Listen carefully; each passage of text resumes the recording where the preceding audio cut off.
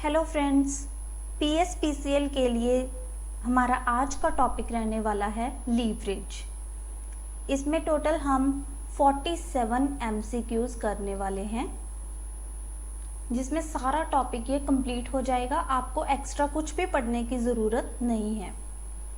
तो स्टार्ट करते हैं। फर्स्ट क्वेश्चन है हमारा, meaning of leverage is. Leverage का मीनिंग क्या है? Increasing return of honours. Honours कौन होते हैं? Equity share holders. उनके रिटर्न को इंक्रीज करना किससे? फिक्स्ड कॉस्ट बियरिंग कैपिटल को यूज करके। फिक्स्ड कॉस्ट बियरिंग कैपिटल कौन सी होती है हमारे पास? प्रेफरेंस शेयर कैपिटल और डेट। डेट का एक सिंपल सा एग्जाम्पल क्या है? Loan from bank.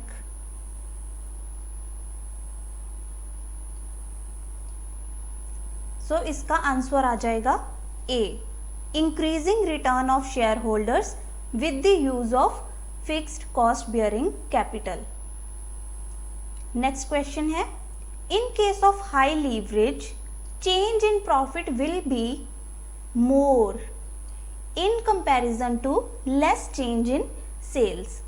इसमें क्या है कि हमारा प्रॉफिट और सेल्स दोनों ही चेंज हो रहे हैं, लेकिन अगर हमारी सेल्स इतना बढ़ रही है तो प्रॉफिट उससे ज़्यादा बढ़ेगा। एग्जाम्पल के लिए, फर्स्ट ईयर में हमारी सेल थी 1000, सेकेंड ईयर में 2000। वेरिएबल कॉस्ट है हमारी 50%, तो उस अकॉर्डिंग ये 500 और 1000 हो जाएगी। एग्जाम्पल ले रहे हैं हम इसमें ये।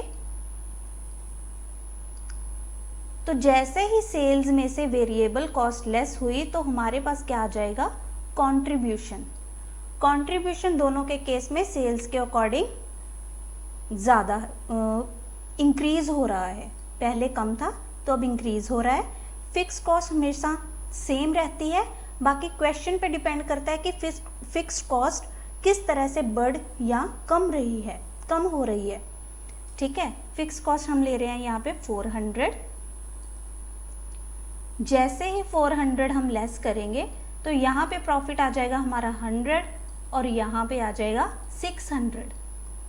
तो अभी आप देख सकते हो कि सेल अगर डबल इंक्रीज हो रही है तो क्या प्रॉफिट भी डबल हो रहा है? नहीं, प्रॉफिट हमारा उससे ज़्यादा चेंज हो रहा है। तो इसलिए in case of high leverage change in profit will be more in comparison to less change in sales. Next question is, there is more. क्या आएगा इसमें? रिस्क और एक्सपेक्टेड इनकम। फ्रेंड्स, किसी भी फॉर्म में जितना ज़्यादा रिस्क होगा उसकी इनकम की एक्सपेक्टेशन उतनी ही ज़्यादा मानी जाती है। ये फाइनेंशियल मैनेजमेंट का कॉन्सेप्ट है, जिसे हम आगे चलकर दूसरे अदर टॉपिक्स में भी डिस्कस करेंगे और डीपली डिस्कस करेंगे। There is more risk and expected income. तो इसका आंसर आ जाएगा C. Leverage may be defined as percentage return on equity to percentage return on capitalization.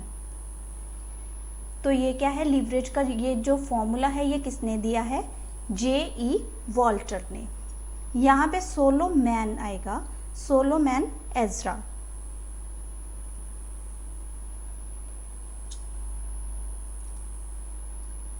सोलोमैन Ezra ने क्या बताया है? रेशो बताई है। सोलोमैन एजरा का फॉर्मूला क्या है? Net return on share holders equity in compare to return on total capitalisation. ये भी थोड़ा सा सेम है लेकिन डायरेक्टली नहीं है, इसमें परसेंटेज दिया हुआ है।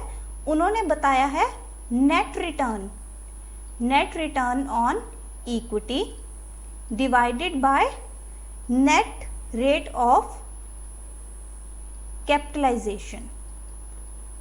ये किसने दिया है? सोलोमैन एजरा ने। और अगर एस सी कुशाल की बात करें तो उन्होंने लीवरेज का मीनिंग क्या बताया है?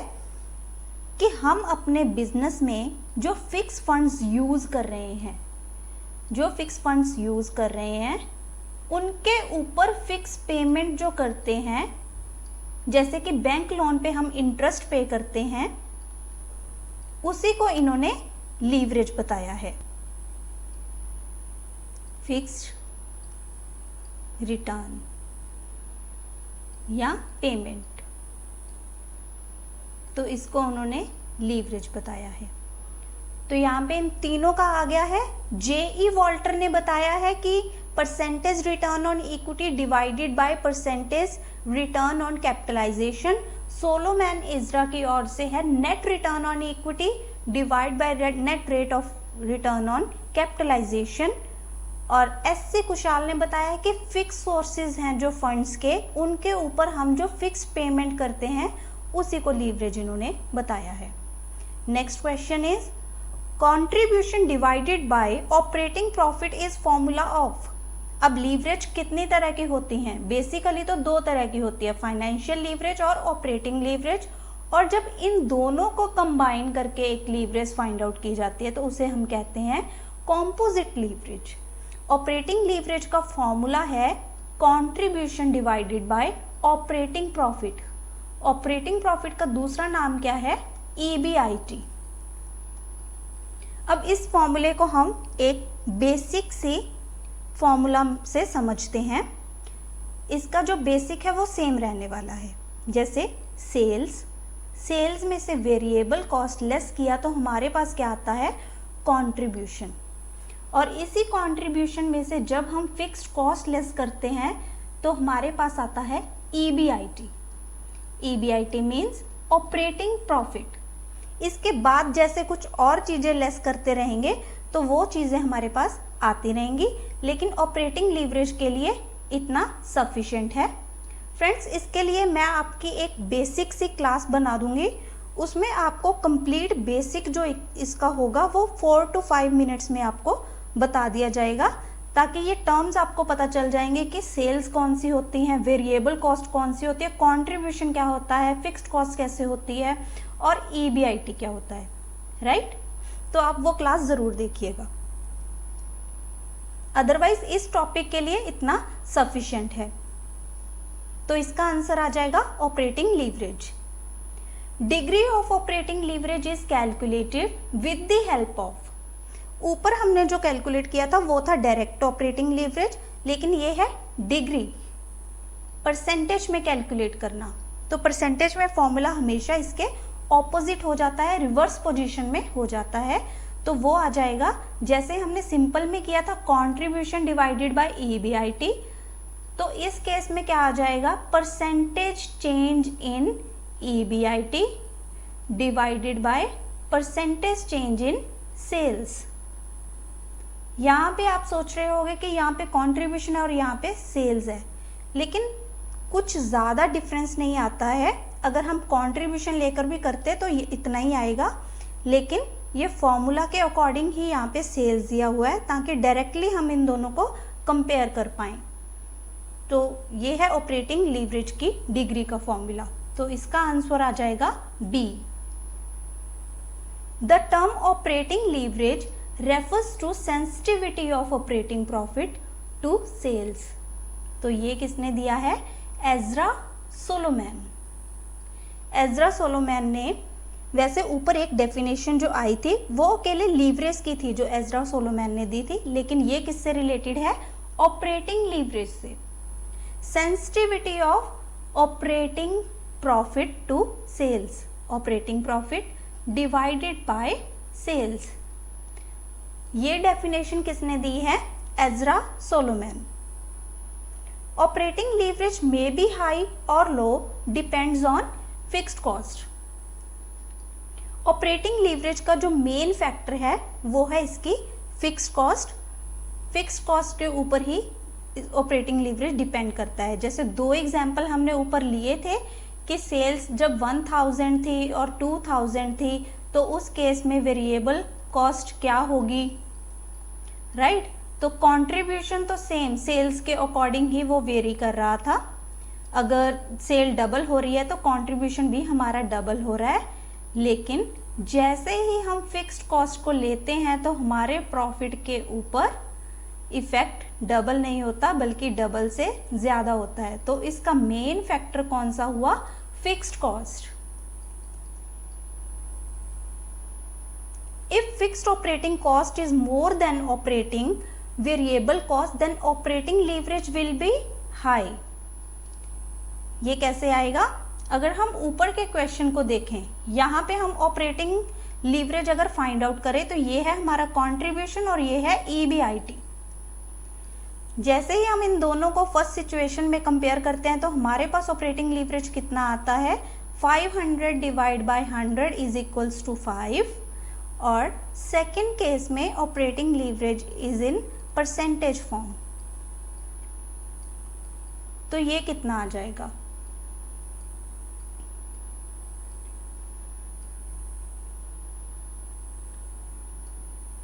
तो नियर अबाउट ये इस तरह से सीरीज इसकी चलती रहेंगी।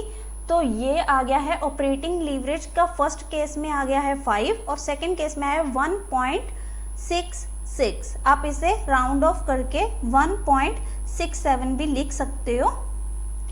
Fixed operating cost is more than operating variable cost, then operating leverage will be high. Due to which reason nominal change in sales make more changes in operating profit? ऊपर के दोनों क्वेश्चन में हमने देख लिया कि फिक्स्ड कॉस्ट के कारण ही इसका प्रॉफिट ऊपर नीचे आ रहा है, अदरवाइज कंट्रीब्यूशन तो सेल्स की तरह ही डबल में चेंज हो रहा था तो डबल आ रहा था, अदरवाइज फिक्स्ड कॉस्ट की वजह से ही हमारा प्रॉफिट जो है वो चेंज हो रहा था ज़्यादा। More changes in operating profit due to fixed operating cost. Next है ऑपरेटिंग लीवरेज का फॉर्मूला क्या है? Contribution divide by EBIT। तो आंसर आ जाएगा B। Which leverage can be calculated with the help of percentage change in operating profit due and percentage change in sales. ये formula किसका है? ऑपरेटिंग लीवरेज का। परसेंटेज change in operating profit divide by percentage change in sales. Next question, if operating leverage is 3.5, operating leverage कितनी है? 3.5 है। What percentage will EBIT increase if sales increase by 10%? Then what percentage EBIT will change due to increase in sales by 10%? Change in EBIT divided by change in sales. तो EBIT कितनी आ जाएगी? 3.5 multiply by 10 is equals to 35%। यहाँ पे sales की value हम 10 fill कर देंगे तो ये 10 उधर मल्टीप्लाई में चला जाएगा।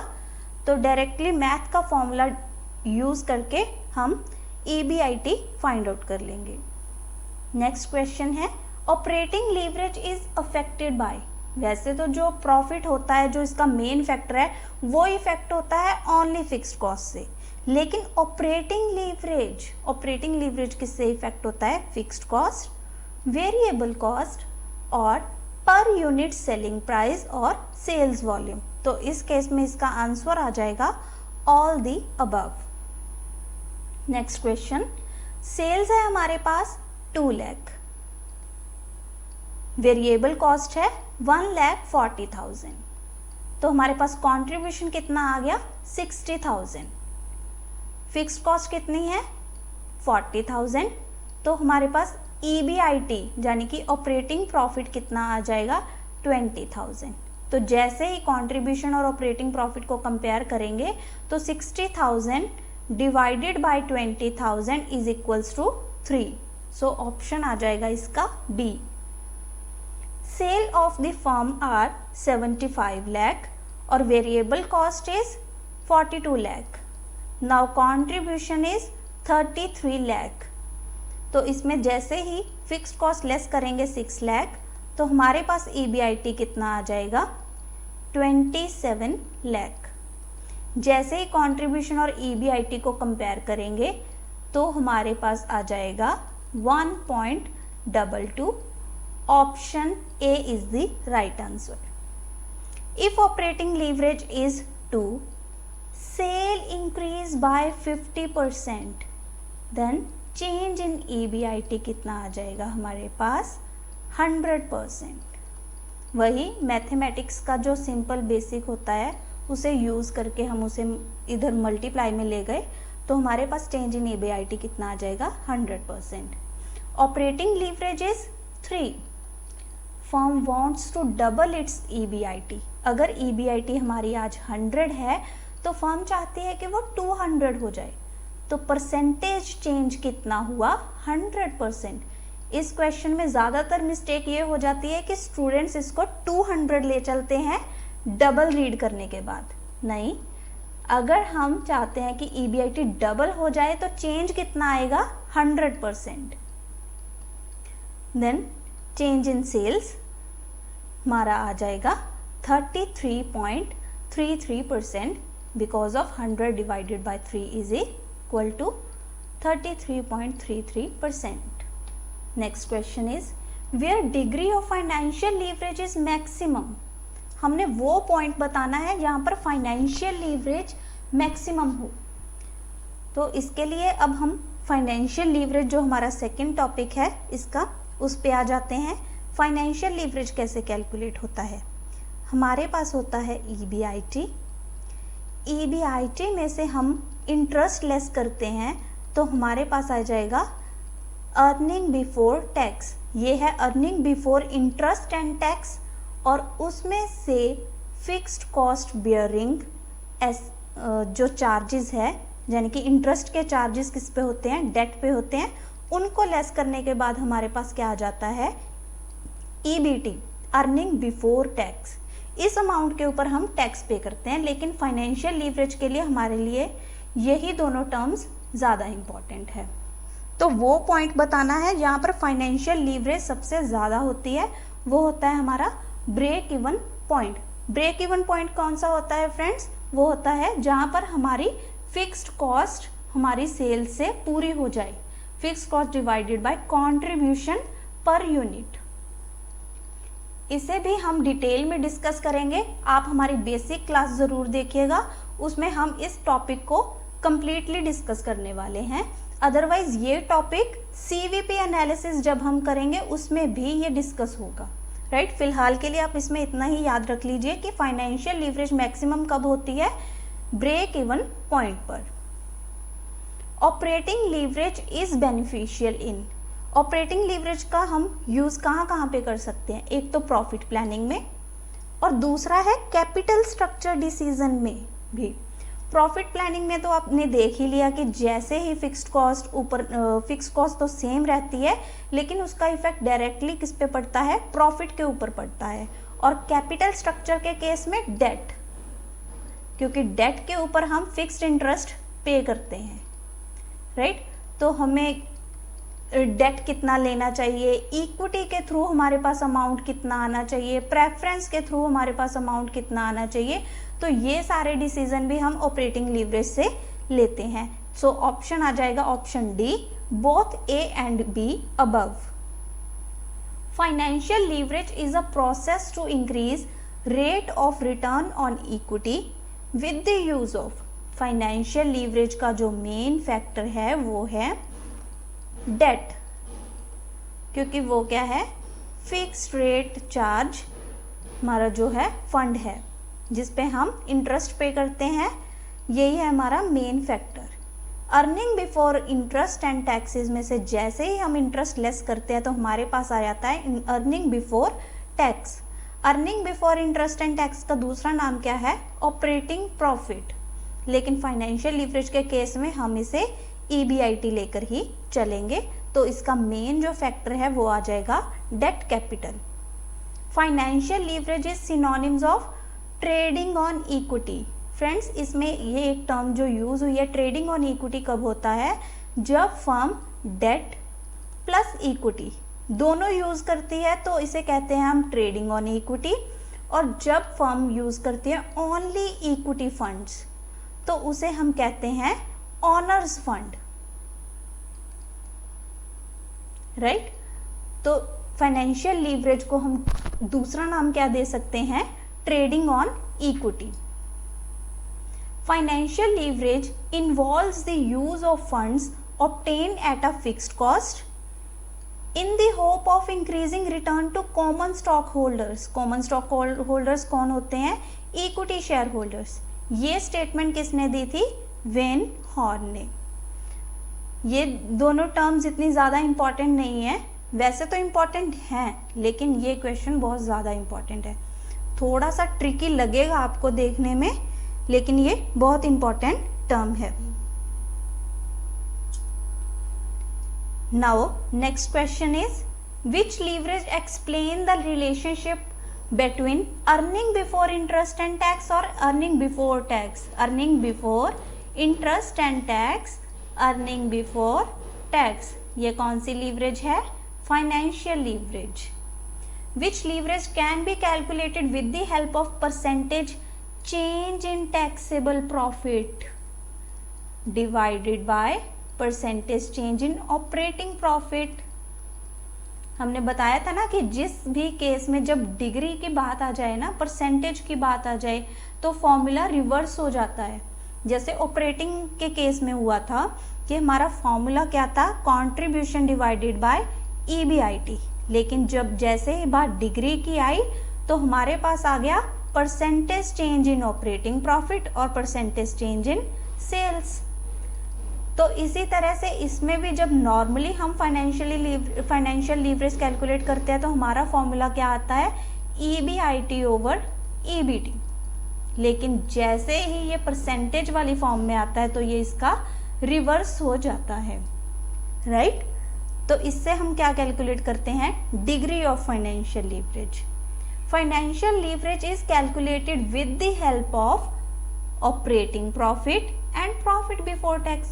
Operating profit क्या हुआ? Earning before interest and taxes. और profit before tax PBT यानी कि earning before tax. इससे क्या कैलकुलेट करते हैं हम? Financial leverage.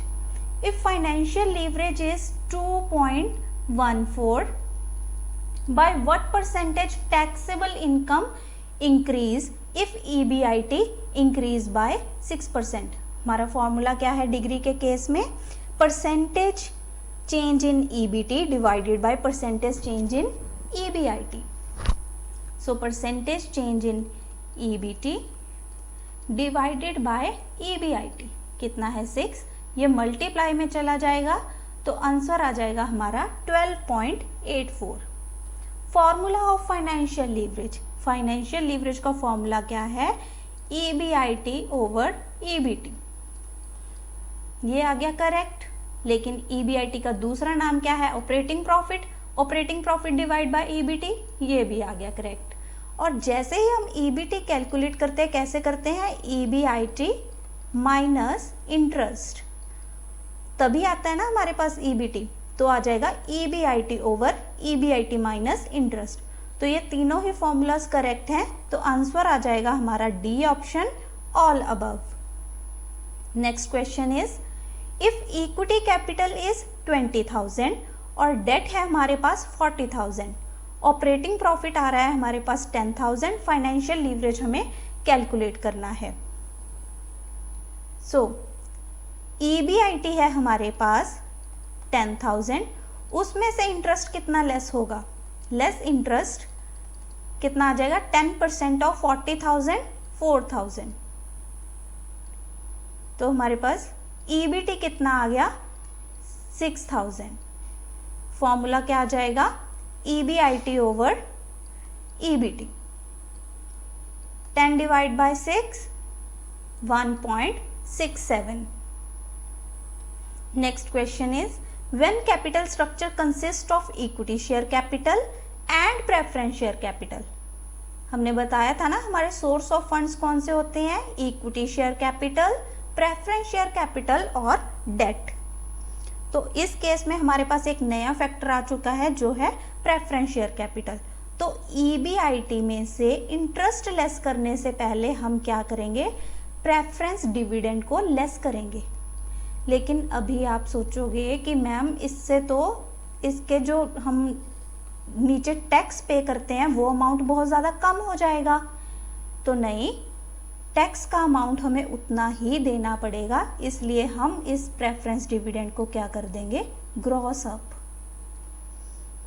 मतलब अगर हम प्रेफरेंस शेयर होल्डर्स को 20% पे कर रहे हैं और हमारा टैक्स का रेट कितना है, 50% है, तो उस केस में वो डबल अमाउंट आ जाएगा। ये हम नेक्स्ट जब न्यूमेरिकल करेंगे उससे आपको ज़्यादा समझ में आएगा। तो इस केस में ग्रॉस अप जो है प्रेफरेंस डिविडेंड है वो हम कैलकुलेट करेंगे, राइट। तो इसके बाद इसी से इंटरेस्ट लेस कर देंगे तो हमारे पास आ जाएगा ईबीटी। फिर हम इस ईबीटी और ईबीआईटी को कंपेयर करेंगे। तो EBIT divided by EBT minus preference dividend, और वो भी ग्रॉस अप किया हुआ। तो इस केस में इन्होंने सिर्फ इक्विटी और प्रेफरेंस दिया हुआ है, इसलिए हम इंटरेस्ट लेस नहीं करेंगे। लेकिन एक केस ऐसा भी आएगा जिसमें ये तीनों चीज़ें आएंगी, इक्विटी, प्रेफरेंस और डेट, तो उस केस में हम इंटरेस्ट भी लेस कर देंगे, राइट। तो इसका आंसर आ जाएगा बी। नेक्स्ट क्वेश्चन इज, ये देखिए ऊपर वाले क्वेश्चन का ही न्यूमेरिकल हमारे पास आ चुका है। प्रेफरेंस शेयर होल्डर्स को हम कितना पे कर रहे हैं डिविडेंड, 8%। 8% कितना आ जाएगा, 40,000, राइट। 40,000 को जैसे ही हमने ग्रॉस अप किया तो ये अमाउंट कितना आ गया, 80,000। 80,000 कैसे आ गया मैम, 40,000 जो अमाउंट है हमारे पास वो है आफ्टर टैक्स, तो इसे बिफोर टैक्स करने के लिए हम इसे डिवाइड करेंगे 1 माइनस टैक्स रेट से, तो हमारे पास आ जाएगा 80,000। और ईबीआईटी हमारे पास कितना दिया हुआ है, 2,80,000। इसमें से हम प्रेफरेंस डिविडेंड लेस करेंगे 80,000, तो हमारे पास जो नेक्स्ट टर्म है ईबीटी की वो आ जाएगी 2 लाख, राइट। तो फाइनेंशियल लीवरेज हमारे पास कितना आ गया, 280 divided by 2 lakh, answer is 1.4। Next question is, when capital structure includes equity, preference और डेट कैपिटल, तो फाइनेंशियल लीवरेज का फॉर्मूला क्या आ जाएगा, वही जो हमने ऊपर डिस्कस किया था कि ईबीआईटी में से हम gross up preference dividend less कर देंगे और फिर लेस कर देंगे इंटरेस्ट। इसके बाद हमारे पास क्या आ जाएगा, EBT. So EBIT divided by EBIT less interest less preference dividend in gross form. इसका भी न्यूमेरिकल देख लेते हैं। If share capital is 4 lakh, share capital यहाँ पे ये कौन सी है, ये है equity share capital. Preference share capital कितनी है, 4 लाख, 8.75% इसके अकॉर्डिंग। और डिबेंचर हमारे पास कितने हैं, डिबेंचर क्या होते हैं, डेट। डेट का हमने एक एग्जाम्पल लिया था लोन, और दूसरा एग्जाम्पल हमारे पास क्या आ चुका है, डिबेंचर्स। तो डिबेंचर्स का इंटरेस्ट कितना बनता है, 30,000। और टैक्स रेट हमारे पास कितना है, 50%। तो उस केस में हमारे पास वो डबल हो जाएगा। देखिए कैसे डबल हो जाएगा, हमने 8.75% यहाँ पर 4 लाख का जब हम करेंगे तो ये कितना आ जाएगा, ये आ जाएगा 4 लाख मल्टीप्लाई बाय 8.75%। तो ये अमाउंट हमारे पास कितना आ गया, 35,000। इसको जैसे ही हम ग्रॉस अप करेंगे तो हमारे पास कितना आ जाता है, ये 70,000। तो ईबीआईटी हमारे पास कितना गिवन है, 2 लाख।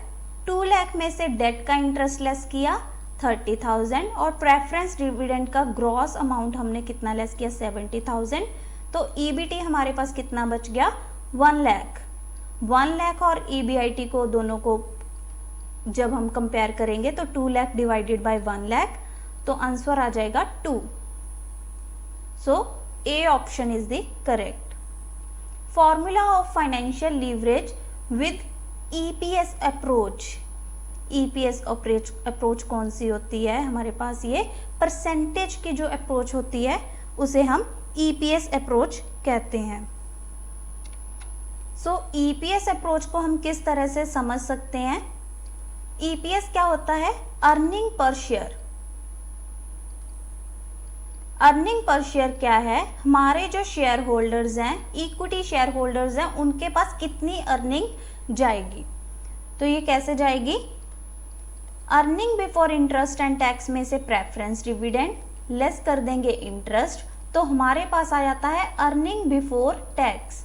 और इसमें से जब हम टैक्स का अमाउंट लेस कर देते हैं तो हमारे पास आ जाता है अर्निंग आफ्टर टैक्स, या फिर हम इसे कह सकते हैं earnings available for equity share holders. क्योंकि हमने प्रेफरेंस वालों को भी पे कर दिया, हमने अपने डेट्स भी पे कर दिया, हमने टैक्स भी पे कर दिया, तो जो हमारे पास अमाउंट अब बचा वो है हमारे पास इक्विटी शेयर होल्डर्स के लिए। तो नंबर ऑफ, जैसे ही हम अर्निंग आफ्टर टैक्स को नंबर ऑफ शेयर्स से डिवाइड करते हैं तो हमारे पास आ जाता है अर्निंग पर शेयर। एग्जाम्पल के लिए अगर हमारा अर्निंग आफ्टर टैक्स आ जाता है 10,000 और हमारे पास इक्विटी शेयर होल्डर्स हैं 1,000 शेयर होल्डर्स हैं, तो पर शेयर होल्डर्स के पास कितना जाएगा? ₹10। तो बिजनेस ने जो भी इनकम कमाई तो एंड में जो उसके ऑनर्स हैं, इक्विटी शेयर होल्डर्स हैं, उनके हाथ में जाएगा ₹10 पर शेयर। अगर मेरे पास 200 शेयर हैं तो पर शेयर मुझे 10 रुपए मिल रहे हैं, तो मेरे पास कितनी इनकम आएगी? 2000, राइट। तो अगर आप यहाँ पे ईबीटी का चेंज ले रहे हो या अर्निंग पर शेयर का चेंज ले रहे हो, one of the same thing, right. So इसको हम इस तरह से इसको एक अलग फॉर्मूला से भी कैलकुलेट कर सकते हैं फाइनेंशियल लीवरेज की डिग्री को। Percentage change in EPS divided by percentage change in EBIT. Next question is the function of financial leverages. Financial leverage का काम क्या है? Analysis of effect of fixed charges bearing sources of capital on profit. हम analyse क्या कर रहे हैं? इससे पहले हम क्या एनालाइज कर रहे थे कि हमारे जो प्रेफरेंस डिविडेंड है, जो इंटरेस्ट हम पे कर रहे हैं, ये दोनों क्या है? फिक्स्ड चार्जेस हैं। ये दोनों क्या है? Fixed charges bearing source of funds हैं। इनका इफेक्ट किसके ऊपर आ रहा है? प्रॉफिट्स के ऊपर। Fixed charges bearing source of capital on profit. तो इसका जब हम एनालिसिस करते हैं तो इसे हम कहते हैं financial leverage. If financial leverage is 1.5, financial leverage is 1.5 and EBIT increase by 10%। तो परसेंटेज का फॉर्मूला क्या होता है? Percentage change in EBT divided by percentage change in EBIT। तो जैसे ही EBIT 10% रहा चेंज, तो मल्टीप्लाई में उधर चला जाएगा, तो हमारे पास EBT का चेंज कितना आ जाएगा? 15%। B is the correct option. If financial leverage is 2, EPS increase by 10%, तो EBIT चेंज कितना आ जाएगा? मैथ का वही फॉर्मूला, 2 इस बार इधर नीचे आ जाएगा, तो EBIT कितना आ गया? 10 divided by 2, 5%। Financial leverage is concerned with liability side of balance sheet. क्या हमने एक बार भी कोई एसेट ली?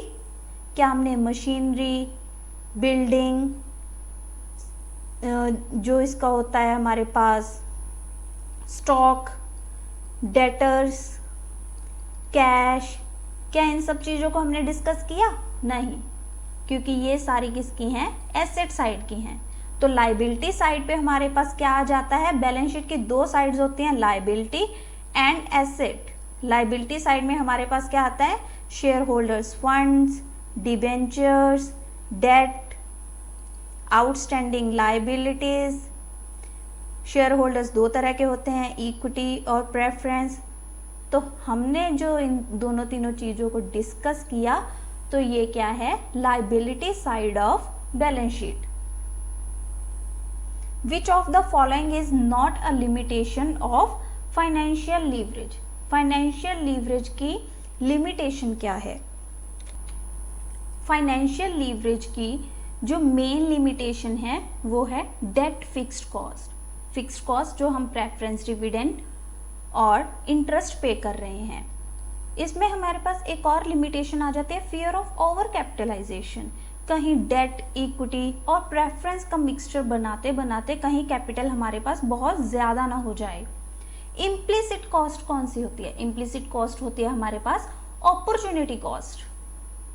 क्या हमने एक बार भी इस टॉपिक में डिस्कस किया कि अपॉर्चुनिटी क्या है हमारे पास? हम उसी पैसे को अपने बिजनेस की जगह पे कहीं और भी इन्वेस्ट कर सकते थे जहां पर हमारा इंटरेस्ट ज्यादा हमें मिलता, राइट? तो हम उसे एफडीज में डिपॉजिट करवा सकते थे, किसी और को लोन दे सकते थे। वो सब एग्जाम्पल किस में आ जाते हैं? इम्प्लिसिट कॉस्ट के एग्जाम्पल आ जाते हैं जो इग्नोर हो रही है इस केस में।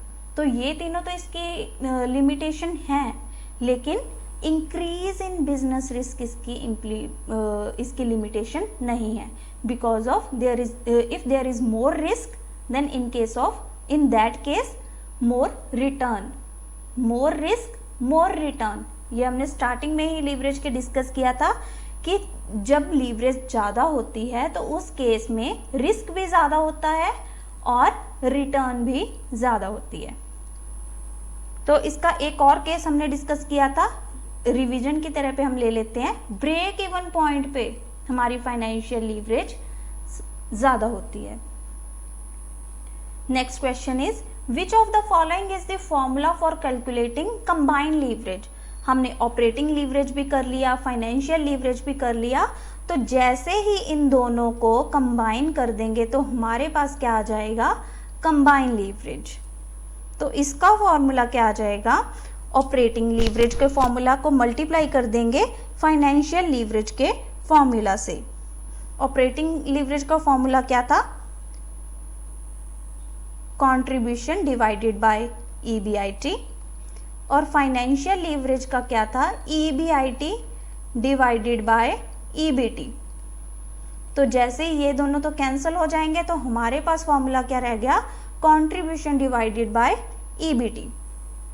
Next question, which leverage explain the relationship between contribution and earning before tax? Composite leverage.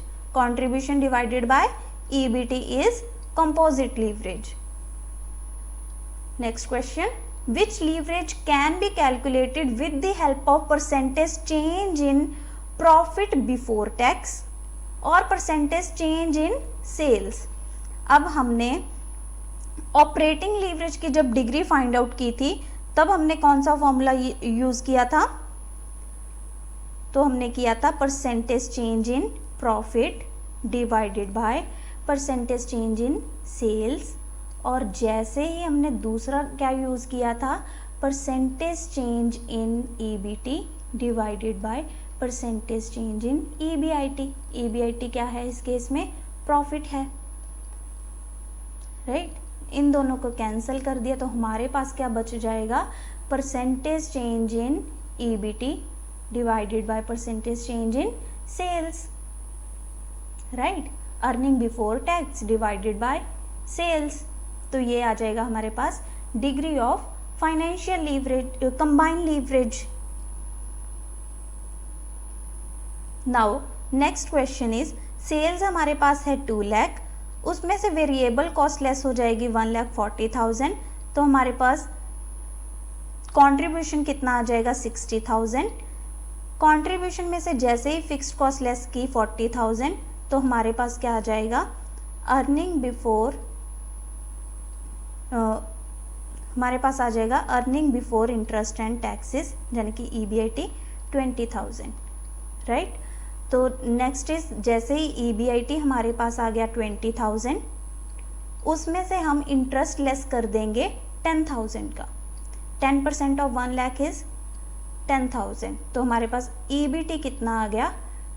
10,000। अब हमें फाइंड आउट क्या करना है? Combined leverage. कंबाइंड लीवरेज का हमारे पास फॉर्मूला क्या है? Contribution divided by EBT, contribution कितना है 60,000 और divided by EBT 10,000, 60,000 divided by 10,000 is 6, option C is the correct answer. Next question is sales है हमारे पास 2 लाख, उसमें से वेरिएबल कॉस्ट लेस किया 80,000, तो हमारे पास कंट्रीब्यूशन कितना आ गया 1,20,000, उसमें से फिक्स कॉस्ट लेस की 90,000, तो हमारे पास ईबीआईटी कितना आ गया 30,000।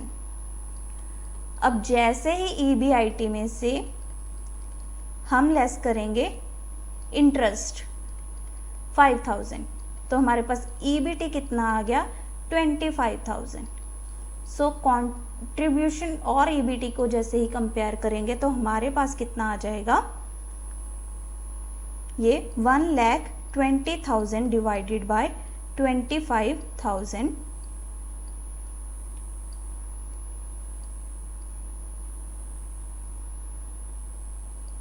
$4.80. So C is the right answer.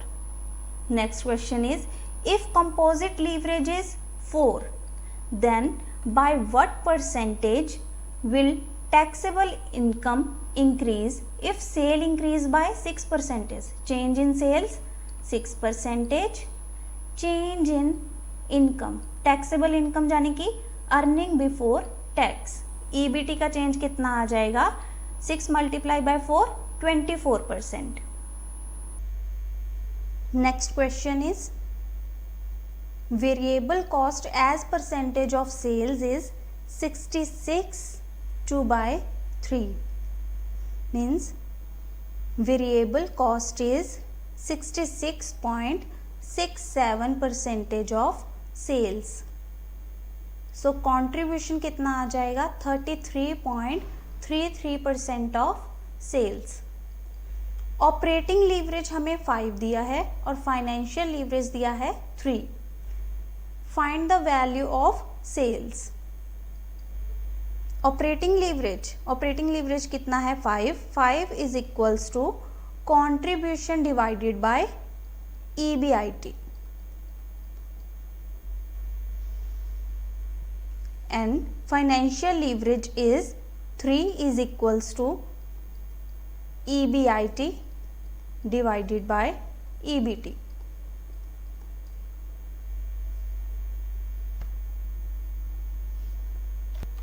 अब इन दोनों में से जो कॉमन है EBIT की वैल्यू यहाँ पे कितनी आ जाएगी, कंट्रीब्यूशन डिवाइडेड बाय 5, और यहाँ पे EBIT की वैल्यू कितनी आ जाएगी 3 EBT. अब इसे भी हमें कैलकुलेट कर लेना है. EBT कैसे आएगा, EBIT माइनस 200 यहाँ पे रेट ऑफ इंटरेस्ट दिया है, EBIT में से 200 गया तो हमारे पास क्या आ जाएगा EBT. यहाँ पे आ गई EBIT की वैल्यू C डिवाइडेड बाय 5, इसे हम यहाँ पे पुट कर देंगे तो आ जाएगा 3 is equals to C divided by 5 is equals divided by C divided by 5 minus 200.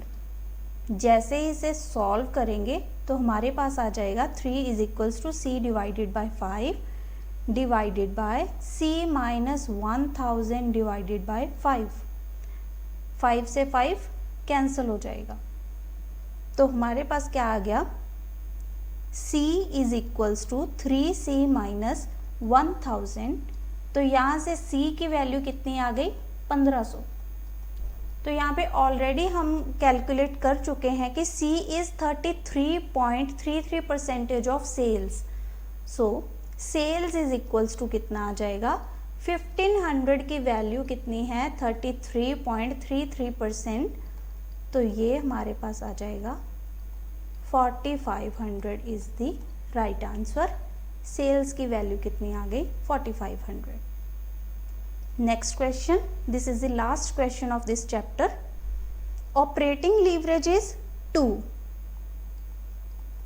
Financial leverage is 1.5. इसी से हम क्या फाइंड आउट कर लेंगे, कंबाइन लीवरेज. मल्टीप्लाई किया दोनों को तो कंबाइन लीवरेज क्या आ जाएगी 3। कंबाइंड लीवरेज का फॉर्मूला क्या होता है? Contribution divided by EBT.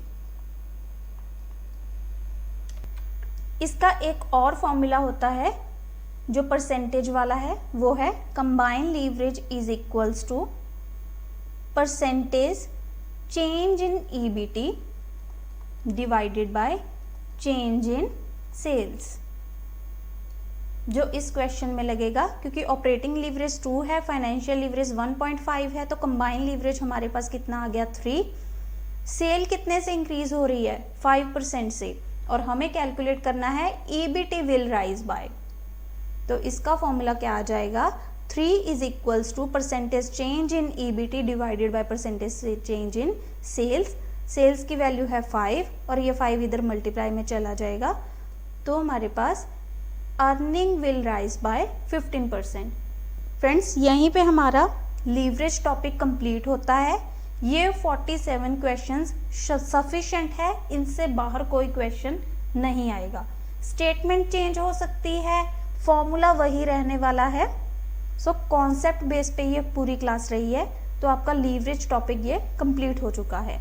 इसी टॉपिक को अगर आप बहुत ज़्यादा समझना चाहते हो, वेरिएबल कॉस्ट, कंट्रीब्यूशन और सेल्स, इसके बेस पे एक बेसिक क्लास आएगी जो आपको ज़रूर अटेंड करनी है, जिसमें आपको जो इसकी बेसिक टर्म्स हैं, ईबीआईटी क्या होता है, ईबीटी क्या है, और variable cost, contribution, fixed cost और सेल्स, ये सारे कॉन्सेप्ट उसमें दिए होंगे। और इसमें एक और कॉन्सेप्ट आया था ब्रेक इवन पॉइंट का भी, वो भी उस बेसिक क्लास में हम डिस्कस करेंगे। So thank you for now.